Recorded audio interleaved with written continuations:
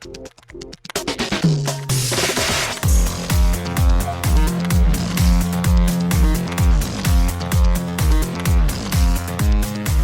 and welcome to Too Fast, Too Forever. There's all kinds of family. We chose this one. This is episode 279, Life in the Fast Lane, number 7, Too Fast, Too Furious, minute 82. I'm Joey Lewandowski. I'm Joe, too. And this is, I made a note in the document of what number Life in the Fast Lane is, so now I know it's 7. The next one is, drum roll please, number 8. Yeah. But here we are talking about Too Fast, Too Furious, minute 82. This episode, though, as we established in the last one, doesn't have a title yet. We're going to get to a title in the minute. We'll figure out. We'll just see where the conversation goes. But for now, just Life in the Fast Lane, TBD. Yeah. Which, it's fine. Whatever. Who knows? I forget how we do these, but I guess we can start by thanking our very fine patrons, Cassie Wilson, Ben Milliman, Nick Burris, Alex Ellenin, Justin Kleinman, Brian Rodriguez of High School Slumber Party, Haley Gerbies, West Hampton, Jerry Robinson, Dan the Duke, Hayden, Renato D. Donato, Michael McGann, Lane Middleton, Lindsay Lewandowski, Nate Milton of the Kings of Sport, Jason Rainey, Tom Price, Mike Gallier, and Jessica Collins, a.k.a. Montez. Thank you all so much for supporting us at toofast2forever.com at the $5 a month level or above. Lots of bonus content coming your way in the near future and the near past. Lots. This is also existing in a weird middle ground where this episode will come out for the patrons before the Fast X trailer. But it will come out to the main feed after the Fast X trailer. So if people listen in the order that they get episodes, the patrons will hear this and then hear our conversation about Fast X, and then the regular feed will hear the Fast X conversation, which we're going to record and put out on Friday, the 10th, the day the trailer comes out, and then this will come out. So it's a weird influx in middle ground, whatever, but just know, Fast X is upon us, sort of. The trailer is, at least. It is Fastmas Eve.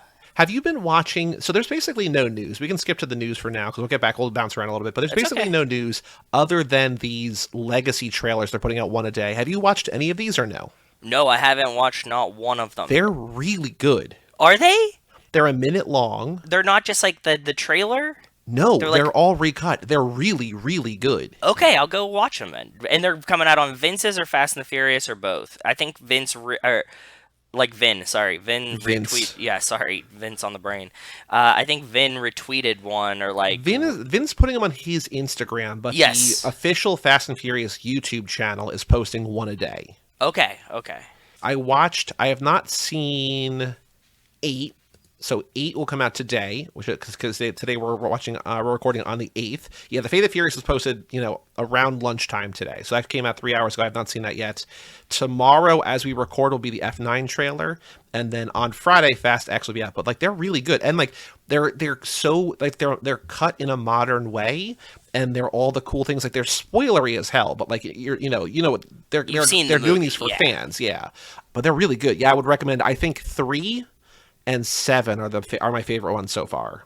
Okay, cool. But they're all good. Yeah. I mean, we knew that they would. I mean, we watched the movie, so that part makes sense. But I assumed that they were just re-releasing the trailers, so that this is a different thing. Cool. No, I think I should rewatch the first one because I thought the first one was just the original one. I'm like, oh, I guess Vin's reposting the same thing you thought. Vin's reposting the first a trailer a day until 10. But no, they're recutting them and the music and the sound and the beats and everything, it's really, really good. So I would check these out. Because other than that, the Fast and Furious news cycle has basically been put on hold. We're just, all holding our breath until Friday. Pattern. Yep, exactly. So, also, as a reminder to the patrons, this won't matter to the main feed because it'll already have happened. But if you watch the trailer on Friday morning as it drops, I think at 11 o'clock Eastern, 8 a.m. Pacific, email family@cageclub.me. We'll read it on the episode. I'm guessing, because nothing is ever short with this show, I'm guessing we'll probably be recording from about 11-ish to 12-ish. You probably have about an hour to get in. We'll read at the end. But still, you kind of have to do it quickly because we're going to put the episode out immediately. So yes. Because we are going to be excited. We want to talk about it. You and I are going to watch it together, remotely, but together. We are. I'm really excited, and you want to hear something funny? Typically, as of right now, Rachel wasn't working on Fridays because she works down the hall for me now, and this Friday they were like, "Hey, can you come in on Friday?" so she will be there while I will be home watching the Fast and the Furious trailer with you. Is she bummed? Is she excited for the trailer at all or no? No, she doesn't give a shit. She knows that she'll like watch it later or like see it whatever. Like she's not hyped. I mean, like I'm sure that she'll watch it or like comment and talk to me about it, but like she's not like, "Oh man, like I'm not going to get to see it," you know? I think what we should do is we should record ourselves watching it and then put that like at the end, because it's going to be like, "Oh my god." Like there's not going to actually be any like kind of insightful stuff, but I do want to kind of capture like our authentic, and if it's terrible, we just won't include it. But like I think we should record ourselves watching it, and then but together at the same, like we're watching it at the same like we're going to click play 3, 2, 1. Okay. Okay, that's what I hoped. Yeah. We've been practicing for 6 years for this countdown. 3, 2, 1. Play. Nailed it. Wait, why don't I have sound? Okay, hold on. Yeah, hold on. Wait. Stop. You're ahead. Yeah, but there's basically no news other than that. The Legacy trailers, the Fast X trailer is coming out. I kind of wish, although I don't think they've ever said it. Like I want them to say the name of the movie in the trailer so we know if it's Fast 10 or Fast X or whatever. But they'll never do that. No. Oh, the only other thing I want to say about news, it's not even news, but so Spotify, because Spotify has music and podcasts, like once or twice a month emails me and just like, hey, these episodes of whatever podcast, not just mine, but like anyone, because they're all uploaded under my name. Okay. This has copyrighted music. Do something about it. And I'm like, okay. And so there's options like remove the episode. I have rights to do it. It's my music or whatever. Like there's all different like options. And I just say every single time, I have permission to do it because as far as I'm concerned, sort of, it's kind of fair use. But I say all this to say, because we're not like selling. Yeah, I get it. We're not making money on it. Whatever. Yeah. I bring this up on the podcast because if you're listening on Spotify, or if you have listened on Spotify or anywhere, and you're like, I feel like episodes are missing and I don't know where they are, it might just be a taken down for copyright. Because like for a while we were using the "See You Again" as the intro music. Yes. And then sometimes the minute audio has copyright music that gets flagged as well. But for the most part, episodes, since Nico and Wes made the intro, commercial, and outro music for us, like they don't really get flagged anymore. Yes. But if you're listening to any of the, our podcast, this podcast on any feed, and like episodes are missing, just kind of look somewhere else, I guess, because like they're not going to be gone everywhere. Like they should all be up on YouTube. They're all going to be up on like Apple, because like it seems like Apple doesn't give a shit. I think Spotify, because for whatever reason, Spotify has like a either more aggressive algorithm. I don't know what happens, but I just made a note of that because I got like a bunch of emails this week about it. So makes sense. And if you really can't, if you're like, this is nowhere, just email us and I'll send you a file. Oh, word, cool. And speaking of emailing us, we have an email address, family@cageclub.me, and Joe, we got a bunch of emails. Okay, fun. So the first one, and I read part of this on an episode that's not out yet. Okay. Hint, wink, wink. So on the Life in the Fastlane number 6, this is when I was putting Mike and Brian, mostly Mike, on blast for stealing Jason Rainey as a listener, as a friend, whatever. Oh, yes. So Jason comments, so on the thing that I read out loud, I only read part of this. So he says, the part that I read was, the way I see it, Jason writes, whether it's Coppola or F&F, when you're there, you're family. And then he talks about the rundown on the Wachowski flicks you mentioned, because I think we were talking about with Montez about not Super 8, Sense8, and we were just talking about whatever. We're just talking about Wachowskis in general. Yep. So here's what he says. Okay. Speed Racer, masterpiece. Agreed. I wasn't. You heard here live that I didn't know. I hadn't watched it, and I'm a fan. Cloud Atlas, complicated feelings. Most of its wild swings didn't work for me. However, I'd read the book right before I saw it, so I'd like to revisit it now that I have some distance. Soundtrack slaps, though. You love that movie, right?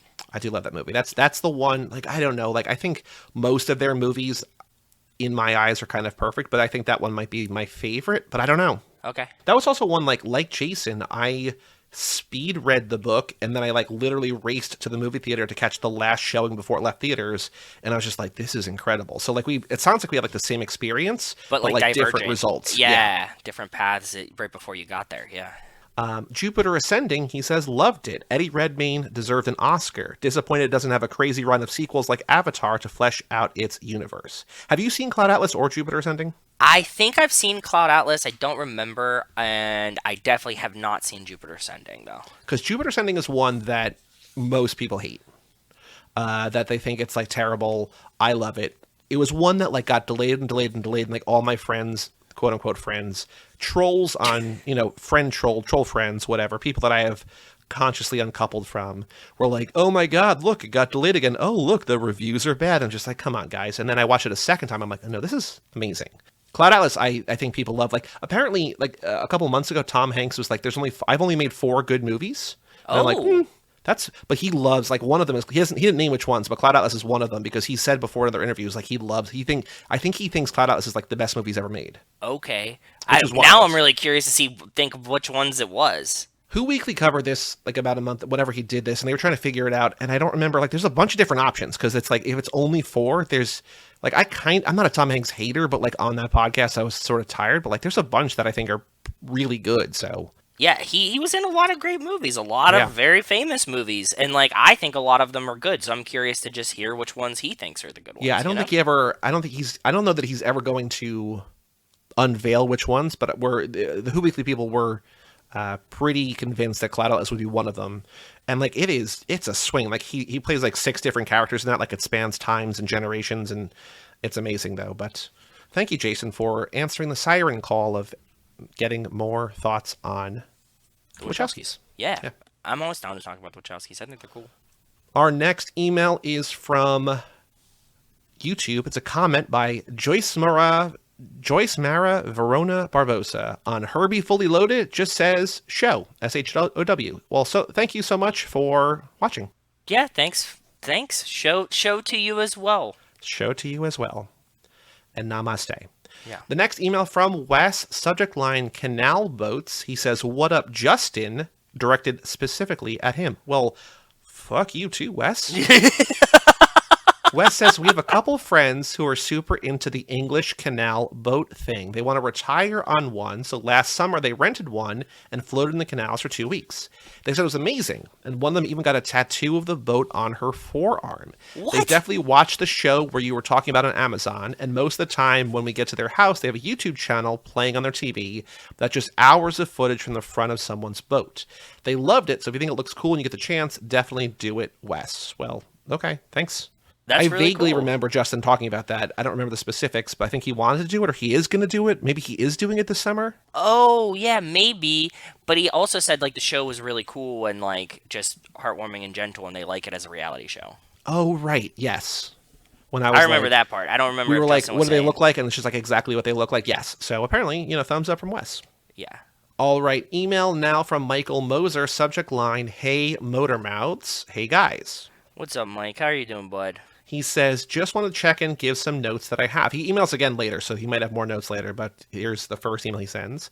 I'm liking the new way y'all are doing the episodes. Oh, he finally caught up. So he heard every iteration of this podcast over the last few months, right? Like he heard it's true. Short version, getting way too long, doubling up, doing standalones, whatever. So adding pit stops, blah, blah, blah, blah, blah, blah, blah, blah. Yes. I have finished all y'all's Life in the Fastlane episodes. I'm so glad you say my last name correctly. Most people add an H or some other random-ass letter.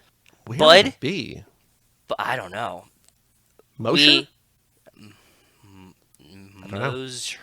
Moser? Her? Like Moser, I barely know her. Yeah. That was good, thank you. I'm still listening to old ones, but I want to knock them out first. Joey, the Moody Center is the stadium for the University of Texas men's and women's basketball teams. So we were talking about that, maybe because, I mean, that's where I saw Harry Styles and Florence and the Machine, so maybe it was regards to that. I don't know. He also listened to 270-something episodes, so could be from anyone, but I think Moody Center is new. But probably, yeah. He says, I don't know why you make bets with Joe. He never follows through on them. I think this was about the... he was asking on Twitter if you had seen the YouTube things yet, and I said no. And the answer is still no. Yes, exactly. LOL, I'm hoping that as y'all read this, I'll be completely caught up. I'll send in more thoughts as I get them. Keep up the hard work, Michael. Well, thank you, Michael. Spoilers on Twitter. He caught up.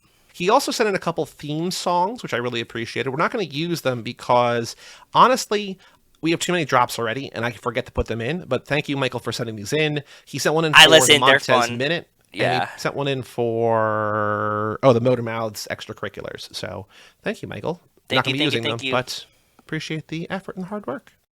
He also sent in a car picture for later use. Cool.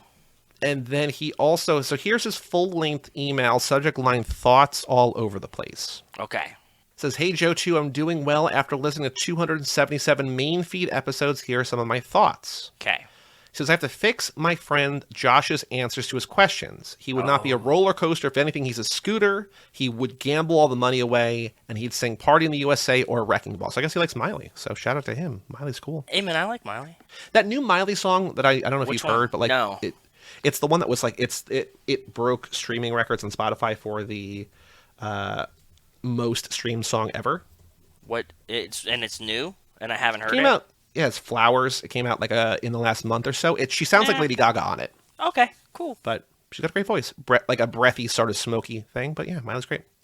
Oh boy. Okay, so he's got some specific notes about specific episodes. So we're probably going to forget most of these, but here we go. We'll try to talk about them. Tokyo Drift Lap 11. We talked about public transportation. The only thing y'all remember was the subway. Y'all forgot the taxi in the first movie Dom and Brian take to get home. Oh, yeah. Okay, fair. That's true. Okay, yeah. They just get out of it, right? Yeah. I guess like the prison bus might be public transportation, right? Is prison public or is it prison private? Because it's like privately... They're privately owned, but I think it's a public entity, right? Because it's like like Dom rides the bus to go there. It's not like he like pays. He doesn't get a ticket to like get on the prison bus. Yeah, I think not paying to get a ticket means it's private.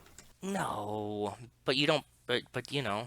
Oh yeah, maybe that's true. I don't know. Is a prison bus considered public transportation? I don't think anybody's the first ever asked. hit bus Wikipedia. I'm not going to go any further than that. I'm going to say the answer is no. Yeah. In episode 247, okay, talking about Jesse's Instagram post where he has something big coming up. He had to mean the Icons Unearthed TV show. Oh, yeah, maybe. Oh, that clicks now. We thought he was going to maybe be in 10. And we were like, He the still might be in 10. timing sounds weird. Oh, you're right, because he is the narrator of this. Probably true. Good job, Michael. I think that's a good I think you actually put a bow on one thought that we have. We have many thoughts all the time that we never get an answer to. This one, I think you fucking nailed, bud. You're probably right. Yeah. In Den of Thieves, them doing a heist to get away with another heist is like the family doing the heist in Rio to get all the money into the bank. Yeah, kind of. Yeah, that tracks. I looked up no knees and it means someone who isn't very smart. What? Really? Where at? On like Urban Dictionary? I don't know. Did we ever look it up on Urban Dictionary? No knee. The knee represents common sense. By not having knees, you lack common sense. The knees are essential in stability. But that only has 11 thumbs up and 4 thumbs down. So that's hardly confirmed. Yeah. A device attached to the human body designed for finding furniture in the dark. Also known as the Falcon Knee, Super Smash Brothers. Okay, yeah, no, this is far from confirmed. Yeah. So, all right. I think the best way to stop the feud between Vin and DJ is a slap fight, LOL. Well, I'd watch it. Dana White will sponsor it, I'm sure. That wasn't a joke about him hitting his wife, which he also did. It was a joke about him starting the slap fight. Like, he started like a slap fight league. It's kind of chaotic. People have like been seriously knocked out. And then also he slapped the shit out of his wife on camera in a nightclub on like New Year's. So he can't separate work and family. I guess not. And then like immediately they found a clip where he says like, I smoke weed so I don't beat the shit out of my wife like everybody else or something like that. And everybody's like, well, you smoke weed and beat the shit out of your wife. So good for you, I guess. I don't know. What a guy. What a guy. Bro. Michael says a couple of big questions. If Roman and Brian had to drive from Carter's house to the Keys to get the cigar and back, why did it only take like 5 minutes? Those locations are far apart. I mean, that's just anything. I think that's just... We've talked about this before. Because, like, how does it take them 25 minutes to make it 2 exits? Two, you know what I mean? And it's like, well, like they're showing you everybody's inside of the car. In that case, they're just showing you nobody's inside of the car. Like the time that Brian's trying to find a radio station that he likes and stuff like that, they just kind of delete those. Is the last part of Too Fast from Miami to the Keys or Keys to Miami? If it starts in the Keys or is Keys to Keys, why do they need the 15-minute window? This is something else we've kind of talked about. I don't know what the movie says it as, but if you kind of follow along in like the minute doc, we've shown many a times that like a shot to shot, like sometimes they're in Miami, sometimes they're in the Keys, sometimes they're in the like driving between the two. The movie doesn't really care about the consistency of where they are, which I think is fine for like a movie like this, right? Like I don't need continuity. We see it in movies all the time, especially with Mm-hmm. like we talk about like New York and stuff like that. Like we talk about it with like traffic, but also at the same time, it's not like you're coming down one street and then all of a sudden you're like on another street and it's like these two are 5 miles apart, but it doesn't really matter because they're just like going for like iconic graffiti on one place or something else like that. So in actuality, I don't know. We'll probably have a better answer as we get through more of the minute stuffs because I keep finding more landmarks, but I don't know what the movie says either, but I forget. Do you remember what the movie says, Bud? No, I don't remember. I don't think they ever established where they go with which way, but I do think that a 15-minute window is just, it's always nice to have a head start whenever you're doing like kind of criminal activity or whatever, right? Like you're going to want, you're not going to want the cops on you from the jump, right? Like you're going to want to use those like lean on rat cop to like give you any kind of edge you can have. Yeah. Just like any race, any game thing that you're doing, yeah, you want like a window, and I think that's probably more like you can drive really fast down the highway in this stretch to kind of get ahead of it. You know what I mean? Mm-hmm. That's why I think you need the 15-minute window. Have you all ever thought of doing a lap or having people watch it backwards? I mean, It would have to be someone new, and it would kind of be like weirdly spoilery and just confusing. I think, right? yeah, I wouldn't want to have somebody who's never seen them before do it that way. And like if we did it that way, like it would make things a little bit more fresh for us, but also like the way that we have it lined up, the first movie always hits so well because we're watching like 2 hour 15 minute, 2 hour 20 minute, 2 hour 30 minute, 2 hour 35 minute movie, and then all of a sudden it's an hour 40. It's like, ooh. So if we did all those and then we had to do them again in reverse, it's just like we just did F9. It was already 2.5 hours. Like I don't want to watch it again right now. I think we should watch it in a version that is actually in reverse. Like the movie backwards. Yes, like the movie backwards. Like it starts with the end credits and just, Brian gets progressively worse at driving. You Yeah. know what I Okay. mean? Like everybody loses a little bit of their powers the whole time. Can VLC play videos backwards? Unfortunately, VLC doesn't support frame stepping backwards. It's only possible to move forwards. Damn. I wonder why that is. That's a really weird, like, video file coding thing, right? I mean, you could like just watch it like on a stream or a Blu-ray or whatever, like watch it like rewinding it, but like it would be fast and you wouldn't be able to understand any of it. And also No, like I want to see the movie fully in reverse, yeah, like an but hour with the 40. but with the audio like lined up going backwards, kind of. Well, how would that work? Every dialogue that a character has, like that batch, starts when they start speaking. The video goes in reverse, but the audio goes forward. So you're saying like if a line of dialogue plays from like an hour 1 minute to an hour 1 minute and 4 seconds, you would play the video those 4 seconds backwards, but the audio would be forwards. Yes, 100%. So that would require so much editing. Yeah. Like that's what I'm saying. Like I think that would be like the best viewing experience to do this. Not that like anyone should do this, just that like that's how I think appropriately watching it in reverse would be. Like the conversation would be very confusing because it wouldn't lead logically, but like each one of their lines would start going in reverse. It'd be tough, but I'd watch it. If somebody did that, I'd watch it. I'm not going to make anybody other than us watch that way, though. Yeah. Oh yeah. This would I just mean, be like Mike would watch it that way. Like, there's very few people that I would make, but like I wouldn't make like I wouldn't Montez make or anyone like do just it, but I would invite them to, if they wanted to watch it like that.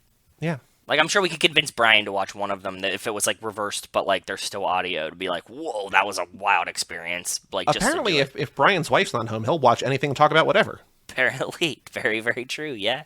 Michael's last big question: if you had to switch all the actors from one movie to replace the Fast and Furious cast, who would it be?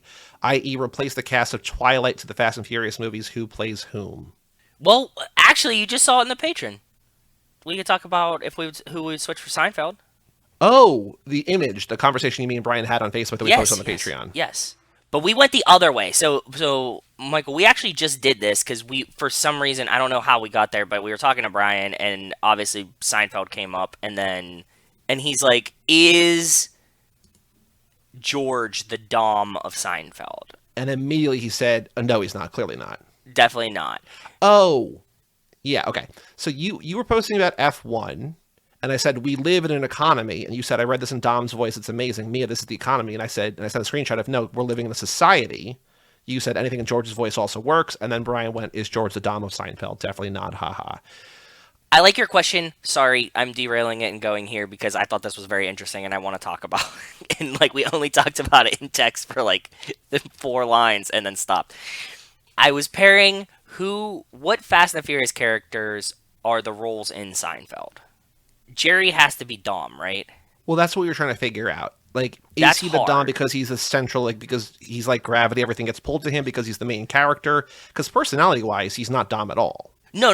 But role, like Right. overviewing role. They kind of like follow Jerry. He like sets up a lot of the plans type situation. That's where I was thinking that like Jerry has to be Dom, which makes Elaine very easily Letty, right? Right. She's kind of bad. She's kind of badass, I think, for a lady like of that times. Like I mean, she's. I still don't know if I agree with Jerry as Dom as the premise, but if Jerry is Dom, then yes, he is. She is. But who do you have that's Dom then? I said Newman. I don't know. I don't think that works. I don't think the cast works. I also think the question, like Michael's question, depends What? on whether you want it to be funny, or like you want like just like the most, or if you're actually trying to make another good movie, then you would just like take like Avengers or something, which is kind of boring. So, but Michael's asking if we took like a cast of another movie and put it into the Fast and the Furious. Yeah, he's saying like if you took the cast of Twilight and put him in the Fast and Furious, who would play who? Oh, okay. I guess he's not saying directly like in Twilight who is the Dom. Like, is it Jacob? Is it Okay, Edward? yeah, 'cause Whatever. my brain- He's just saying my like brain if you was have doing that Robert way. Pattinson and Kristen Stewart, yeah. Okay, yeah. Then Robert Pattinson's Dom. Taylor Lautner is. Oh, he has to be The Rock, right? I'm not as familiar with Twilight as you are. Okay. Yeah, Kristen Stewart would. K-Stu would be Mia. That would make our Pat's Brian, which actually tracks. That'd be good. Maybe like Charlie, her dad, would be Dom. That works. I like that. Oh, we need Brian for this though. We need Brian and Kate Hudson for this. But okay, that's my start. I think that's yeah. Charlie the dad. Oh, Daddy Cullen. Daddy Cullen. The issue is that there are like 40 characters now, and there are so few movies.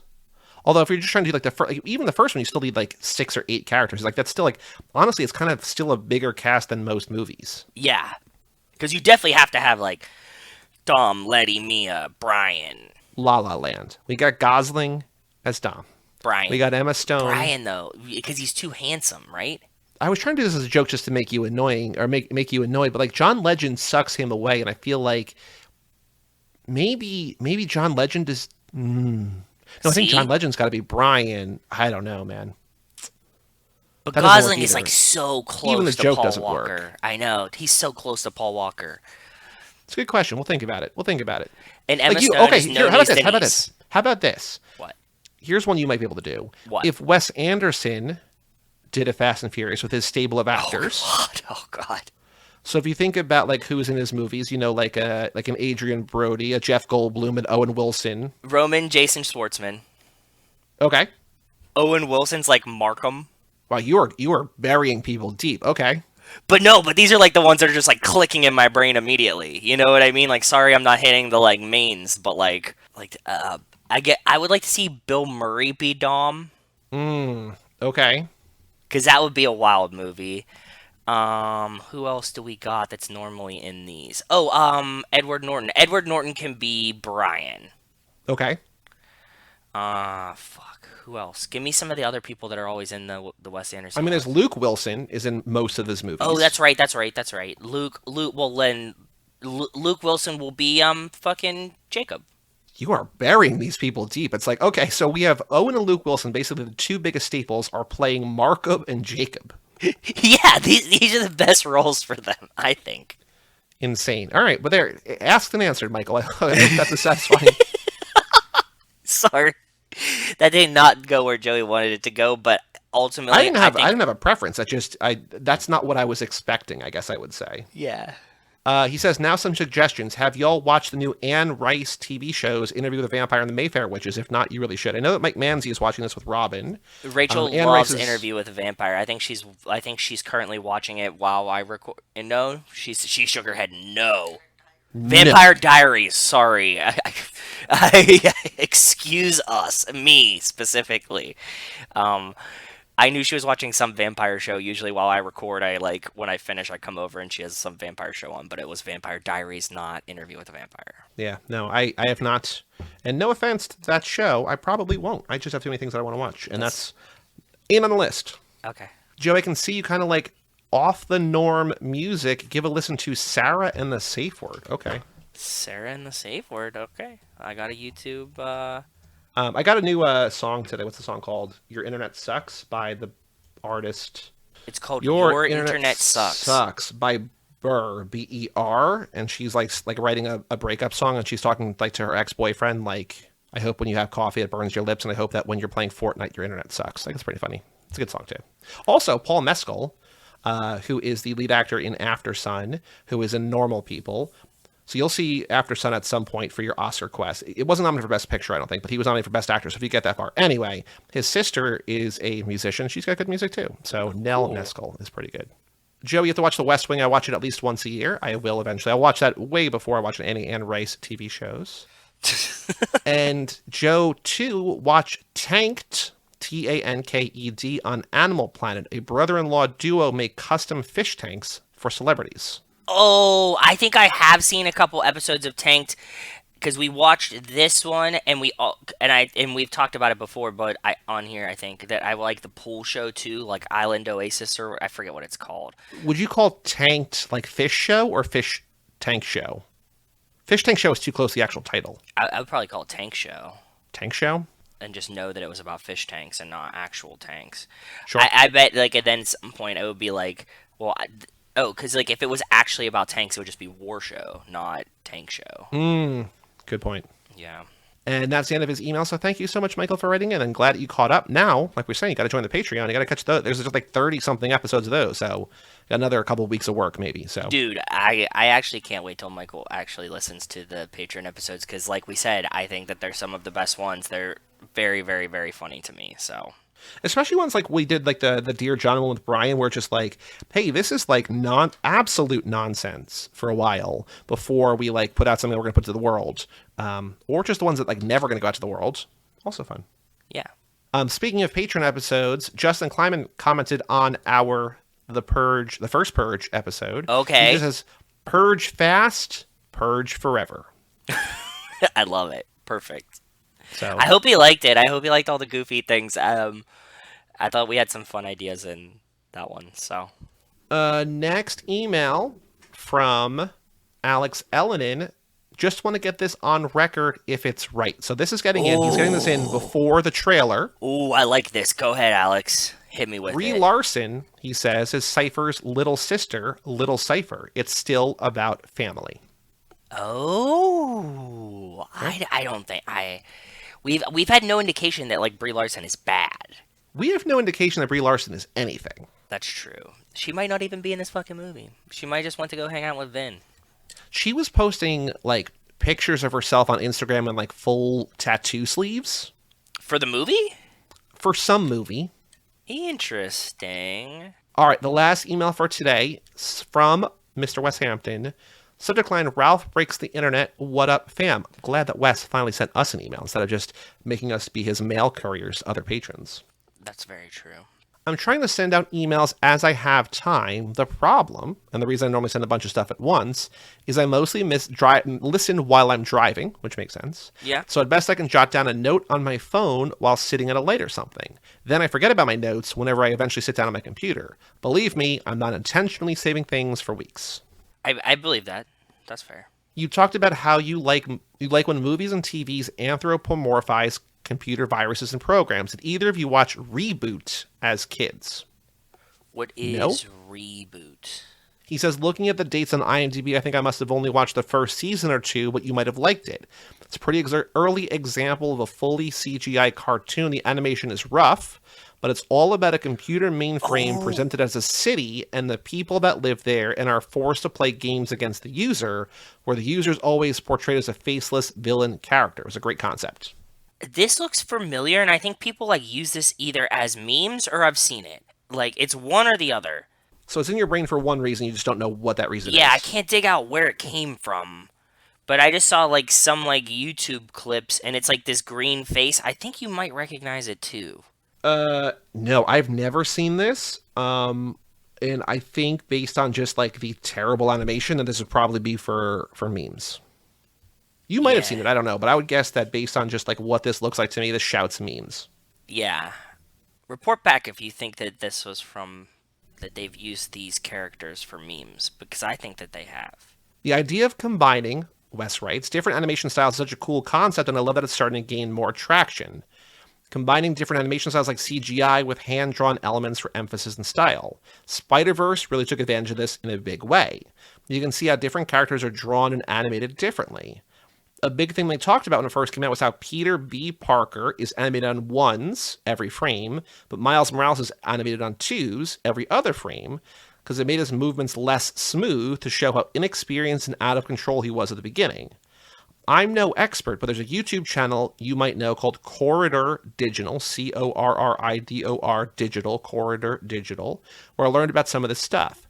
They primarily focus on CGI, and I've learned a lot about these processes from them, but their React series spawned two offshoots, one on stunts, one on animation. They get industry pros to sit down and discuss their favorite movies and shows, and talk about how they achieve some styles and effects. I highly recommend seeking them out if you're curious. Sounds cool, yeah. Have either of you listened to the Fast and Furious Drift tape since it dropped? I've listened to it a few times while working, and I like it more than I thought I would. My only complaint is that all songs are around 2 minutes long. How is this style of music not full of 7 to 10 minute songs you just vibe with in the background? Anyway, there doesn't seem to be any actual connection to Fast and Furious, but it's pretty good. That's it for today. Until next time, stay furious, Wes. I listened to the songs as they came out, but I didn't listen to them as a mixtape. Yeah. No, I didn't listen to them either way, because I was hoping. We talked about this a little bit. Like, I'm hoping that this isn't like the soundtrack. It's not. It's a separate thing. You said, yeah, you said this. So that's what kind of turned me off. But no, I haven't listened to it like that. To be honest, like recently, I've been listening to just a ton of classic rock radio again. It's just very comforting right now. You boomer. I know. Alexa, play Bad to the Bone. Oh no, she's gonna do it. Stop. Okay. That was a boomer joke that I almost made happen, but okay.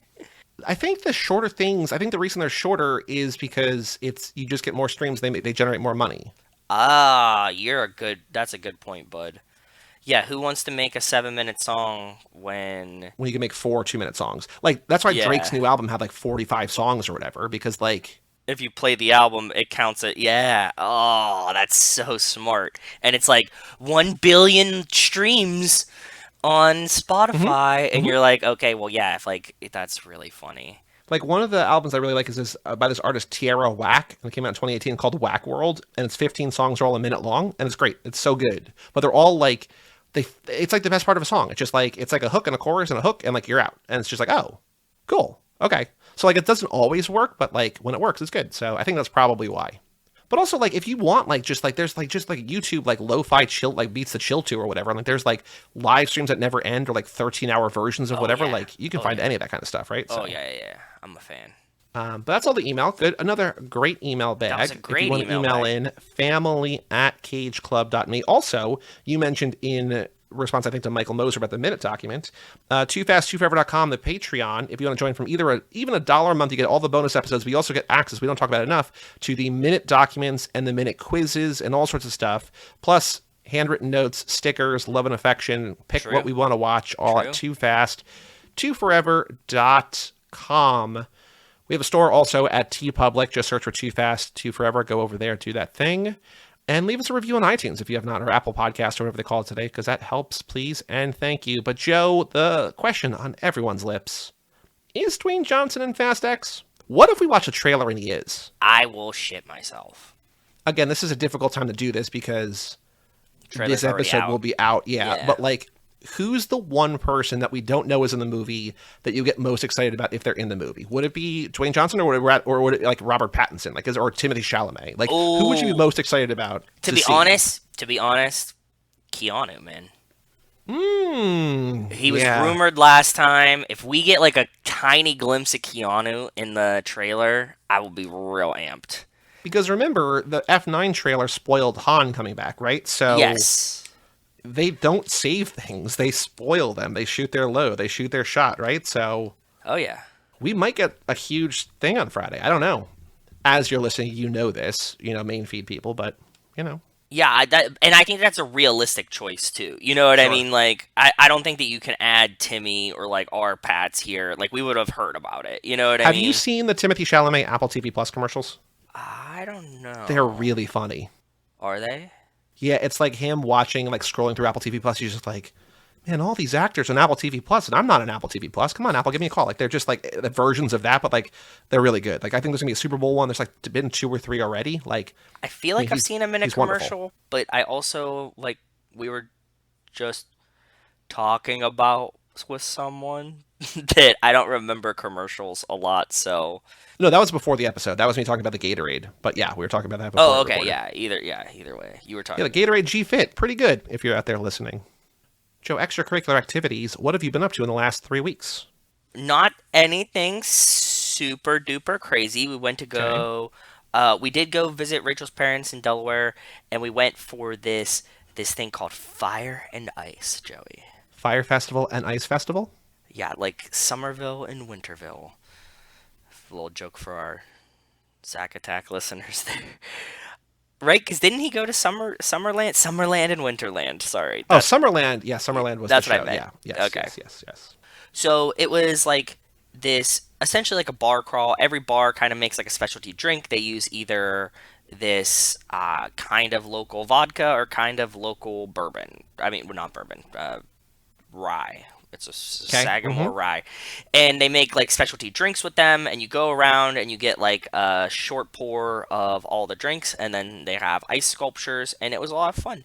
And some of the bars do like themes. Well, there is a theme for the whole thing, and the theme was movies actually. So Okay. like, there was like the bar at the golf course had like a Caddyshack, Gopher, and then like you go around, you drink all day, and it was a lot of fun. But that was like the main like excitement thing that I've been up to. But I've been saving this. Okay. I might have the best new reality TV show. For you, not for me. Oh, for me, that definitely Yeah. not for you. It's called MILF Manor. I've heard about it. I mean, I think I heard you talk about it on an episode, but I also think I've heard about it in the wild. But go on. Oh, wait, no. I saw a headline that was like it basically seems to encourage incest or has an incest problem or something like that. So the premise is that there's a bunch of older ladies Mm-hmm. that show up to like this resort, Mm-hmm. and they're like, we're here to date young boys. We like young boys, and we know it. And Joe, where do they get those young boys from? Each other. Yep. Because turns out all the What male. channel is this on? It's on Discovery TV Plus, but we also think it's on TLC too. Par for the course. Got it. Yeah, it totally tracks. It turns out all the male contestants are their sons Mm-hmm. who like older women, Mm-hmm. presumably because their moms are kind of old skeezers. Paging Dr. Freud. Yeah. They're all in this house together, and you have mother son dynamics, while the other mothers are trying to bang the other sons. I'm going to ask a question I actually don't want to know the answer to, but I want to continue What? this on air. Do the mothers and sons talk about the other people they're betting? Like, oh, yo, check out who I hooked up with last night. Not like that. They definitely make them play weird sexual games in front of each other. And two, there's a lot of like, I don't think she's the right MILF for you, or like this other boy is not good for my mom situations, or like, Mm-hmm. mom, I'm really attracted to that other mom, but not directly yet. Through the first 4 episodes that I've seen, it's not like oh, like she's a good lay or something. The one mom did tell the other mom that her son told her that he has a really big wiener. And Mm-hmm. yeah, that's exactly how I felt hearing and watching that. Unfortunate. It's very, very. I feel like the creepy thing, and like it all like parent, like any like really close dynamic like this, like with like open about sexuality, to me at least, is uncomfortable. But I feel like the mother son thing is like somehow it's maybe not as bad as like daddy daughter, but like it's pretty close. Like it's also like I think if it was like somehow if it was like moms and daughters or dads and sons, it'd be like okay, like that's kind of like. But they can't try to bang the other ones, you know? I mean, well, like they I don't mean, have to be. if it's a queer terrible Yeah. show, yeah, but like it's just ugh. You see pretty much immediately why all these people were single. The dynamic of like Well, yeah, because they're willing to go on a show like that. yes, oh yeah. Like the level of insane you have to be to go on a show that's like I'm trying to bang younger people. Then your son shows up and they're like, you're like, I'll stay. Wait, so did they know? Did they know that this was the premise for the show? No, they didn't. It's like in the first episode, and they're like, "Here's all the guys," and they're like behind a curtain, and they're like, "Oh, look at all these hot guys," and then they like drop the curtain, and they're like, "Why is my son here?" And like, why is my son here? Why is my mom here? Yeah. Okay, No, I think the sons did know though. Like the sons get added in, and they're like, "I'm gonna try to bang all my mom's friends," and they're like, "Cool," you know, because it's okay, like, ugh. it's dude, it's so weird. Anyways, it's like Temptation Island levels of chaos. I'm a huge fan. I've been really, really liking it. If you like really, really bad, gross reality TV like I do, I highly recommend it. I will. Well, okay, sure, I will pass, but I'm No, glad I'm that. saying like if you like this genre in the genre of cringe, horrible reality television, this is top tier. It's like as good as Temptation Island for me. Other things, I have the Oscar movie list, but we have time, and we've been When are watching. the Oscars? Oh, I have the list right in front of me. 15th, March 15th, March March 12th. 12th. Yes, Close. Yeah. Sunday. March 15th is my dad's birthday, and I knew it was like right around there. Ooh, the Ides of March. The Ides of March, yes, it is. That's exactly what that is. And so we've been watching a lot of sports because sports is kind of wrapping up now. Well, I mean, football's wrapping up, and I watched part of that flag football bullshit. It was so terrible in my opinion. did you watch any of like the games? I think the games thing I is watched the fun. game. Yeah, no, I watched the game because Bob came up to do some podcast recording, and we went out to Well, the lunch dinner, game's like always the something. worst part, bud. It was bad. It was bad. I thought it was bad. The flag, dude. But honestly, like the past couple Pro Bowls have really, really sucked. Like as like a competitive game, like it seemed like everybody was kind of mailing it in. I think you at least got some competition in the flag football game. It was the combination of nobody knowing what the rules to flag football were versus Well, like I think the Pro Bowl is always a joke. The MLB All Star Game is always usually pretty bad. The NHL All Star Game is pretty bad. Like this round robin is like a little bit better, but still pretty bad. Like the NBA one is fun only because like no one plays defense. It's just like a bunch of crazy like dunks and dunks. stuff. Yeah. But like I almost feel like they shouldn't play a game. They should just like have the honor of being like named an All Star and then just do like home run derby or the skills competition or whatever because that's always the dunk contest, whatever. Yeah, so the thing with the NHL one, I think it's just personality wise of hockey players. Like the NHL skills competition this year seemed like it was like really cool if you didn't try. Okay. So that felt like really bad. Like back in the day, it used to be like, no, this was like a fucking competition. Like these dudes wanted to win. Like even if it's like, you get like one little stupid trophy for like hardest shot, like they would fucking try. So like you have like a combination now of like guys that are trying and guys that are like, I'm just gonna be like a silly goose in this, and you're like, well, that's not. I get that they're forcing you to do it, kind of, but like also stop, like be competitive. But I guess that's just the wave. Yeah. Right. Oh, so like yeah, haven't been watching a ton of movies, but have been watching The Last of Us. Now you've never had a PS3, PS4, PS5. You never played these games, right? I had a PS3, but I never played these games. Did you know anything about the games or the world at all before you started seeing the show or no? Only from you, because I remember you telling me about playing The Last of Us Part 2 Okay, cool. on Okay. And here.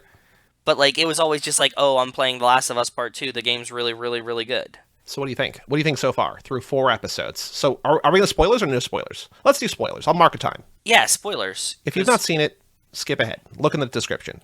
Skip Yeah. ahead. I really like it. I really, really like it. I don't think there's anything to not like about it. It's a fun, like, expansive zombie world. But the thing that I like the most about it Mm-hmm. is, like, okay, I'll give you a prime example from the first episode. When they're in the car and she's in the back seat in the first episode, the way that it is shot is the most realistic I've ever come to a video game cut screen in a movie ever. Oh, okay, fair. Yeah, okay, that's good. In video games, there's often times where you are like in the back seat, right? And it's a cut screen, and like you see ahead, and then they like turn around or look in the rear view, and you see something happening, and like something blows up on the side of you, and the car's like reversing now, and like all this stuff. And I've never seen it nailed so fucking good as it does in this show. And also, there's like many parts that are like near the end of an episode that feels like it's loading the next level. I will say, of the 4 episodes, and I don't think it's a surprise, the 4th episode is the most like the game, where it's Okay. like they're driving for a while and then just cut ahead, and like they're at their destination or whatever, and there's like conflicts and there's like fights and there's gunfights and you're Yes. trying to escape and whatever. Yeah. And even though there's no and like the only enemies in the 4th episode are humans, not the creatures, not the zombies, not the mushroom people, whatever, not the Yes. infected. Clickers. The clickers, they're not all clickers. Clickers are one of the types of them. Oh, okay. I didn't know this. Yeah. Because there's other crazier things that you will eventually they've alluded to, they've hinted at.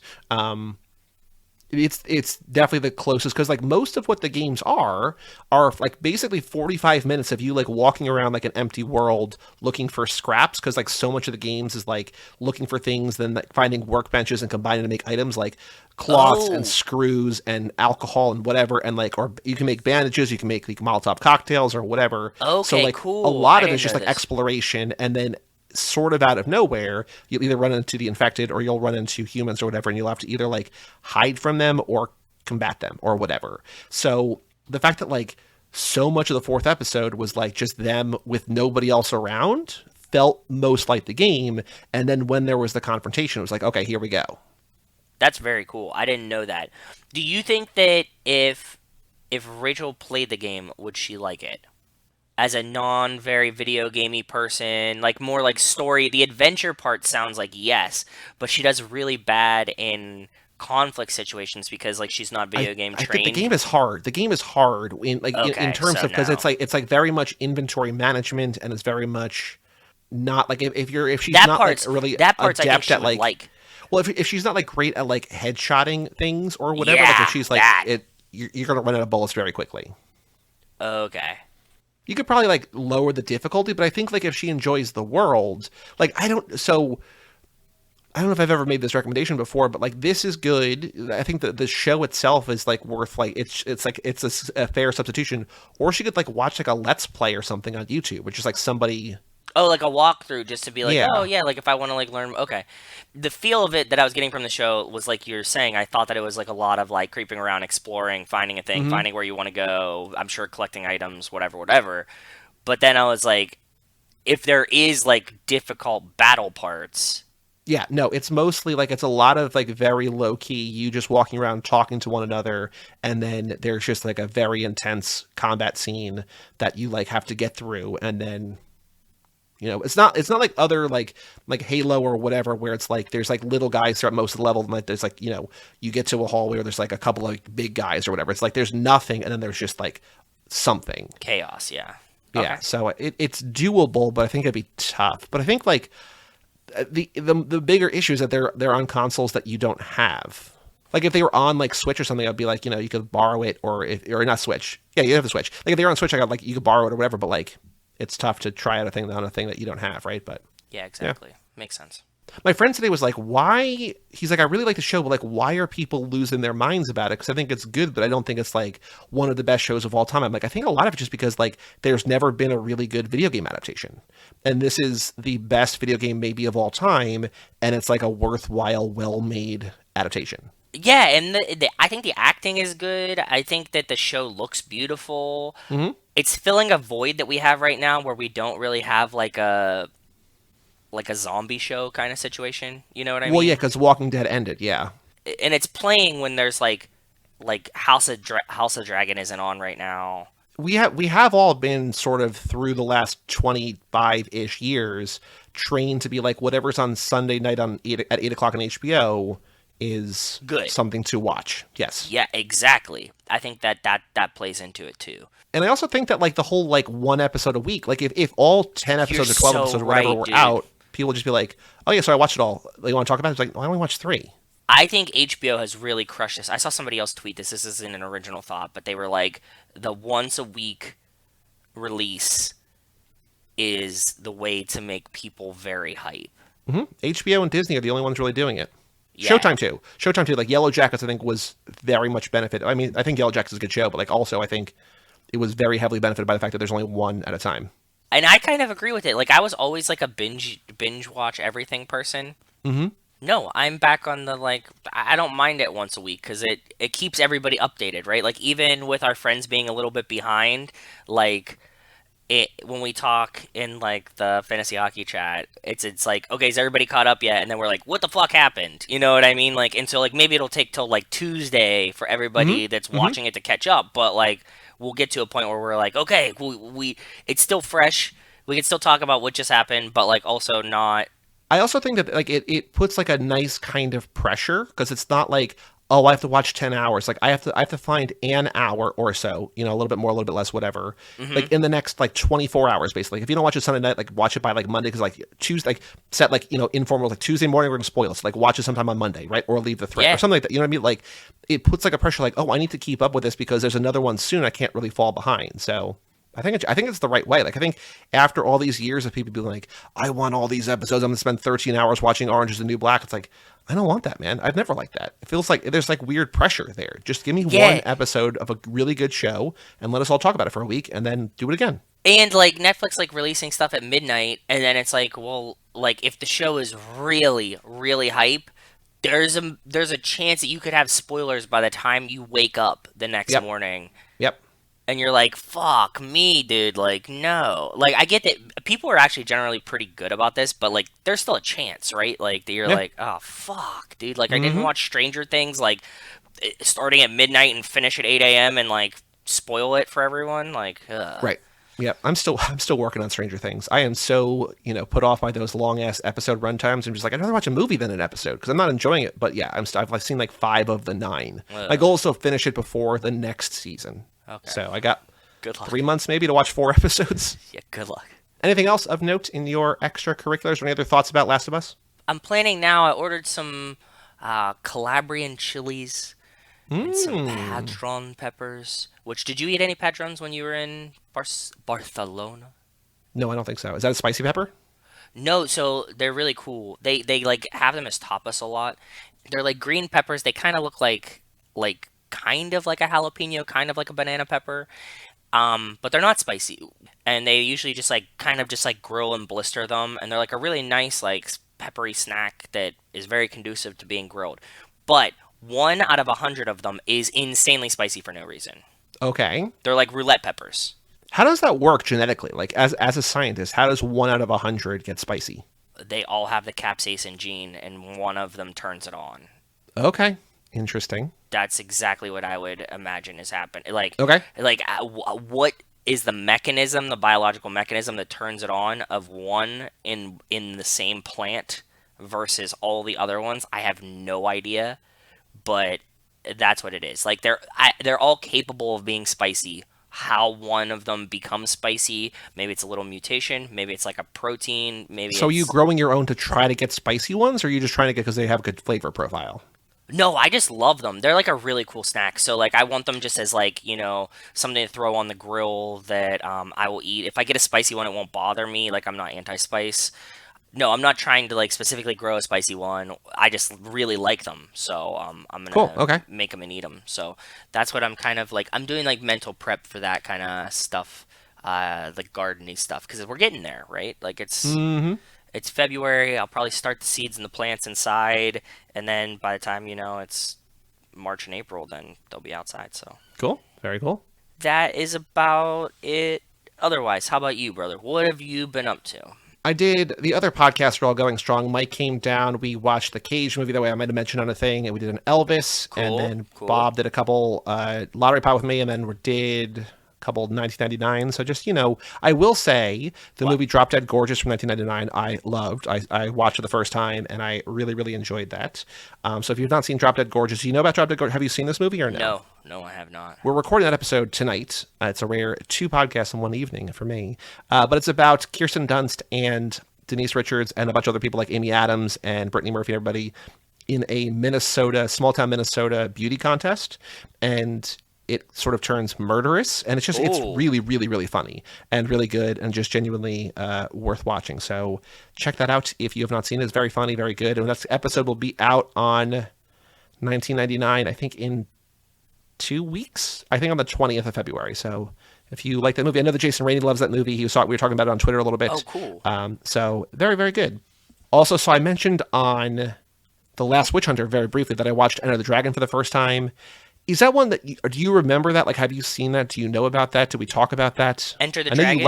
I know you like Bruce Lee, but are you familiar? Is that the one called the mirrors in the claw? Yes. That's the best one, hands down. That's Is it really? It's so fucking good. I really love that one. My dad loved that one, so like I was impressionable, and he always thought that it was very cool. And I remember because I feel like in 100 minutes there's like 2 Bruce Lee fights. Like there's nothing that he's doing. There's a fight at the beginning, and a fight at the end. And the claw thing is so fucking cool, though, right? I guess so. I mean, the claw is I think it's kind of corny. The mirror thing is cool. Other things have like done the mirror thing, like John Wick has done the mirror thing. Well, they're all stealing it from fucking. Sure, yeah, for sure. I don't know. Like I liked it. When Bruce Lee was fighting, I was like, this is really, really cool. I just wish that there was more of it. That's fair. I mean, but I think that a lot of the Bruce Lee movies are always like you're getting to a Bruce Lee fight. You're used to like the Fast and Furious model where it's like set piece, set piece, set piece, set piece. Well, I know, but like I just feel like the best version of that was like when we watched Game of Death, but we watched like the original intended version where he's like fighting his way up, and I'm just like, this is what I want. Like I know that's not really a story, but I just feel like there should be more. And there were like other fights and stuff, and I'm just like, I did like that as kind of like a Bond movie. Like it would be kind of like one of my favorite Bond movies because he's just like a spy that's going to try to figure out what's going on this island. But I don't know. I was not disappointed. I thought it was really, really good. I just sort of wanted more because like that's like the one that people are like, oh, Enter the Dragon, Bruce Lee. It's like, oh, okay, cool. But like, I don't know. No, it's definitely one of the better ones. I mean, there's only 4. There's not that many. He didn't do that many. He died really early. I think I've seen a bunch of them. How many are there? So Bruce Lee did Enter the Dragon, Fist of Fury, The Way of the Dragon, The Big Boss, Game of Death. I think that's it. Okay. I don't think he's done many more than that. No, that would make sense. Maybe like, hey man, we watched Justin Lin thing. I've watched documentaries, all these things. So like maybe I just imagined there was a lot more Bruce Lee movies than there were. I mean, like there were a lot of things like maybe in China, but I don't think like a lot of these came here. And then he had probably small ones. And then he was Kato on the Green Hornet. In the 70s, like when he was himself, like he did The Big Boss, Fist of Fury, The Way of the Dragon, Enter the Dragon, and then Game of Death. But like I think that's it. Like he doesn't have like this like crazy like it's not like there's like 60 of them and like 4 are good. It's like he's got 4. Yeah, basically. Yeah. True. Which is weird. Not weird. I know why because he died, but it's still weird to think about. Yeah. I saw 3 movies in theaters. I saw Infinity Pool. Have you heard about Infinity Pool or no? No, I mean I think I did. I heard somebody talking about Infinity Pool, but I assumed that they were talking about an Infinity Pool, not a movie called Infinity Pool. Okay. This is another one like Glass Onion or like The Menu or like Triangle of Sadness where it's about how terrible rich people are. But it's pretty good. It's made by Brandon Cronenberg, who is the son of David Cronenberg. His first movie was Possessor, which I loved. This one I did not like as much. But Alexander Skarsgård's good in it. Mia Goth is great in it. Or not? She's Mia Goth in it. Like, do you know Mia Goth from like X and Pearl? And like, do you know? Like, have you seen her around like memes of her on Twitter? Let me see. Shia LaBeouf's wife. Oh yeah. I saw her in something. She's been in a handful of things. X. Yeah, I said X and Pearl. Yeah. That's right. Okay, yeah. I saw that. Okay. So she's like the same kind of like unhinged sort of person in this. It's pretty good. I would not say. I think if you like horror movies, you should probably see it at some point. I was a little disappointed in it because I was expecting more because I loved Possessor so much, but Then I saw Women Talking, which I thought was going to be maybe nominated for Best Picture. It got a couple nominations. I think it is nominated. Yeah, Women Talking is Best Picture. Yep. That's like my most dreadful movie of this Oscar batch. Really? You think so? I don't know. I mean, like, just based on just what the premise seemed like it's about, it seemed like that's just not a movie for me. But Best Picture and Best Adapted Screenplay. It. I don't think you're gonna hate it as much as you think you're gonna hate it. okay, cool, good. That's good to know. It's mostly, I mean, it's very heavy. It's about a group. It's like about a town where like just Yep, dudes like run amok and rape all the women. yep. And the women, go into a barn overnight and they're like, what are we going to do about this? And like, it's basically just them figuring it out. Yep. That does not sound like a movie for me, but okay. I mean, you might like it less, the least of all of them. I don't know. It's really good though. And like, everyone in it is really good. Like, the cast is incredible. Like, Rooney Mara's great. Rooney Mara, Claire Foy, Jesse Buckley, I think is incredible. Ben Whishaw, the one dude really in the movie, is great. But Sarah Polley is a great director. Like, it's really, really good. I believe it. Yeah. You might not like it, yeah, but I'm looking now at the nominees for Best Picture. There's a handful in here that I love that I think you might absolutely hate. So I don't know. We'll find out. Which of the 10 have you seen so far?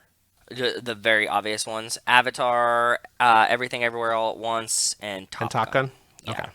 that's where I Okay. am right now. I'm still at the very beginning of the list, but like I Okay. said, Super Bowl's this weekend, and then after that, stuff kind of opens up a little bit. So, I got you. and we've been recording fucking 100 episodes of Too Fast too. So Well, we have the bonus episode on Friday, and then next week we only have one, no, I and then know. the week I'm after we just have joking. two, then one, then one, then one. So like It we was got like I was away, and then nothing but time. there was like 3 weeks of two, and then we scheduled them on non-Penguins days, and then Penguins play on the other days, and then I start drinking, and I'm like, oh, well, I'm not gonna Yeah, watch it's one of not these my movies fault hammered. that the Penguins play 82 games a year. Yeah, I know. It's definitely not. It definitely not has anything to do with you. But and like I said, it also like I'm like, oh, I'm gonna start boozing and watch the Penguins, and then like the game's over, and I'm like, oh, we could watch one of these movies, and I'm like, well, I'm half cocked, like I'm not gonna try to like And it's watch 10 like o'clock at night. Yeah. it's 10 o'clock at night, like I'm not gonna watch like women talking, trying to figure out their rapes town, at 10 o'clock, half drunk. So And then I also saw Knock at the Cabin, the new M. Night movie, which I was a little disappointed. I think like most people like this more than I did. I read because it's based on a book. I did not read the book, but I okay, read how the book goes, and the book feels a lot more interesting. okay, This feels more M. Night in the way that he likes to make movies. I think Dave Bautista is pretty good in it, but I just think it's okay. Like, it's not bad. Like, I think I liked Old so much.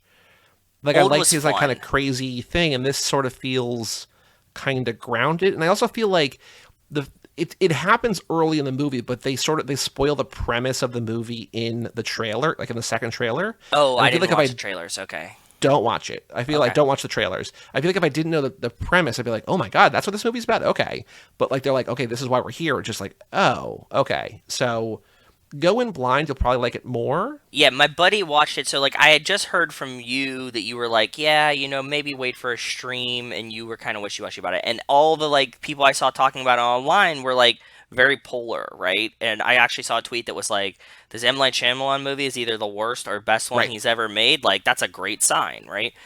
And my buddy went to go see it, and he said he really, really, really liked it. So I was like, okay, that just fits in line with you being like, I didn't really like it. I'm definitely gonna watch it because I really liked Old too, and I like the M. Night Shyamalan movies. This is But much more grounded than Old. Old is a much crazier movie. okay, Most of the people I follow on Letterboxd gave it like a 3.5. Like, it's right in that range. But like, some people gave it as low as 1.5. Some people gave it a 4. So like, it's not like people are like, the people I follow are not saying like this is the best movie of the year, the worst movie of the year. Just like, it's either pretty good or it's just okay. So I think the less you know about it, the better. I think cool. it's worth seeing if especially like M. Night, you like sort of creepy, suspenseful horror movies, whatever. I just don't think it's worth going out and spending $14 on a ticket or whatever to see, right? So Fair, makes sense. or if you sit in the front row and save $2 at AMC's beautiful new idea. Dude, I know. By the way, can we cut in some sports updates? Yeah. There's been some wild things that have happened. Antonio Brown came out this week and says that James Harrison, who was on his own team, gave him CTE. Interesting. He said he wore an illegal helmet for years, and that's what he said. Ever since he hit him, he's been real aggressive. So James Harrison's the cause of his CTE. Okay. Has he been diagnosed as having CTE? You can't really confirm it until you're dead and they do an autopsy. So, but he's basically saying I'm crazy because James Harrison made me this way. Yeah, a man who played on his own team. Right. Well, this is similar. It's not similar, but it's similar in personality types. That Kyrie Irving got traded from the Nets to the Mavs, Oh and yeah. he deleted his apology because he tweeted a link to like a an anti-Semitic video, and Yep. people got mad and he got suspended for it. And he eventually like put out an apology, and he deleted the apology, but said he quote still stands by it. It's like, well, why would you delete it? What are we doing? Kyrie's a fucking mess, though, dude. The Kyrie memes have been great. They're like, him getting traded was hilarious because they're like sending Kyrie Irving to the land where JFK got murdered. It's Yeah, I just saw like that. too Yep. beautiful. Like it's Mm-hmm. like he's such a conspiracy. For anybody that doesn't know, he's way into conspiracy theories. He believes the Earth is flat. Yeah, he's like it's like beyond borderline dangerous. Like the platform he has and like the freedom and the like the amount at which he says crazy shit Yeah. is scary.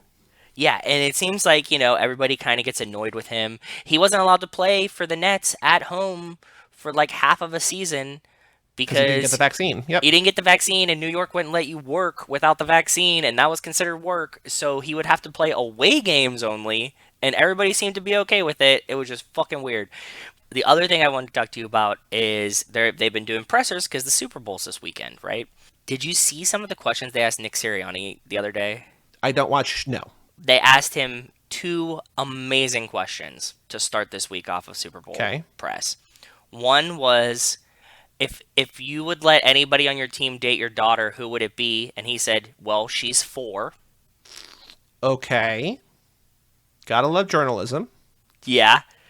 The other question, and my favorite one, was somebody asked him, "Do you think that this Sunday is a must-win game?" He And what did he said, say? "Yeah." Interesting. I mean, Okay. that's just he's like these fucking idiots. Like, how did they send these morons to ask you questions? Is the Super Bowl a must-win game? Who would you let date your 4-year-old daughter, bro? What the fuck are we talking about here? Right. Sorry to derail your things, but No, that's fine. that's the that's sports talk. Yeah. I mean, I've been watching NBA because I feel like I just want Oh to have something yeah. like background noise Did you on, watch which is it? Did you good. watch LeBron break the record last night? I sure did. That's pretty cool. I Yeah. love because he's like I watched like I got back into basketball and I was a Cavs fan because of him and then I got all pissy when he went to the Heat and then I got back into it and he went back to the Cavs and like once he won the Cavs like I didn't grow up with like this Cavs championship drought like people in Cleveland did but like once he won that title I was like okay cool like and now I don't begrudge him anything and like it was just really cool like I love like he's He's probably great. my favorite player of all time and just like he was so dominant last night until he like clearly like ran out of steam when he was just like emotionally drained after he broke the record but like I love him, man. He's great. He's the best. He's the best of all time. So Yeah, I mean, having the most points ever, like, that's a lot of points. and So it's never going to be broken. I think that's what people are saying because like no one's anywhere close, and like the amount of time, just it's time, yeah. it's insane. Because how old is he? Like 38, 39? He just turned 38, Yeah. and he's getting better. Yeah, it's like because he's never really gotten hurt. He's always been good. He had an extra year because like he could come straight out of high school. Like all these things Yeah, yeah. factored in. I don't think that we're gonna get. Yeah, I don't think that we're gonna get anyone to break it. It's like Gretzky's. I mean, Gretzky, like Ovi's pushing Gretzky's goal record right now. He's never gonna like Gretzky still has like 1,000 points on everyone. Well, who was I reading? Was it Connor McDavid or was there somebody else? What? Who's the guy on Toronto? Austin Matthews. Yeah, I think they were saying either Connor McDavid or Austin Matthews could break the record, but like they basically can't get hurt, and they're both young, right? It's like They have to like consistently put up 2 points a game, not miss games, and play until they're like 35. right because like I was reading because like the Athletic was doing like their NHL 75 like counting people down and like Oh yeah, when yeah. when it's a headline like Austin Matthews could break Gretzky's record, I'm like okay, I will read about this, and it was basically just like The math isn't they're impossible. they're prolific enough early enough that they could do it eventually, but they need to play for another like 15 years and like kind of still beat time without like slumping too like without getting too much worse over time just as people get older Oh and yeah, also not get hurt. And like if all of that goes well, then maybe, they'll get right? close. Yeah, Yeah. they could get close to it, and that's also like factoring in. This is a team sport, so like Hmm. your points are going to be dependent on like you being on a decent team, right? Hmm. So, Hmm. and there's not really super teams anymore. in the NHL because we have a hard cap and like it's really tight. So like you don't really have like a team like when Gretzky was doing it. Like there was no cap, right? He could just have whoever else he wanted. Right, and who wouldn't want to play with him, right? Yeah, So yes, yeah. exactly. Oh, I also, a friend of the show, Melissa Lynham, who no longer listens to the show, but still gives us $1 a month. Be like Melissa, give us $1 a month on Patreon. She threw a surprise birthday party for her husband, Casey, who was one of my college roommates. So we went to New York over the weekend and did karaoke. Where I'm like, does Casey like karaoke? And then he loved it. I think we decided he likes being the center of attention, and like people were just like loving for his birthday and like singing and whatever. So it was fun. Okay, it was good. It was nice to see all them. But she planned a surprise karaoke birthday without knowing if he liked karaoke, or you didn't know if he liked karaoke. I didn't know. Okay. Apparently he had mentioned it like a month before, and she was like, "Oh, I know. I have an idea." So she planned a fun thing. So yeah. And you were roommates and never did karaoke. That's not my speed. That's like a Larson speed. That's not on my speed. That's what I figured. I can't sing. So I have no voice, so I can't really do it. So like I would play Rock Band, but even like in Rock Band, like I don't think he didn't give a shit about Rock Band. So I think I just sort of assumed like, oh, you just hate music. Mm-hmm. So that's fine. Yeah. But that's all the extracurriculars, I think. But Joe, let's watch the Furious 7 trailer. We just did the episode a couple weeks ago with Montez. Furious 7. Should we watch this trailer and then watch the Legacy trailer too? Oh, I wouldn't mind that. And you'll see how much better these are. Okay, yeah, that's fun. So that's the second one.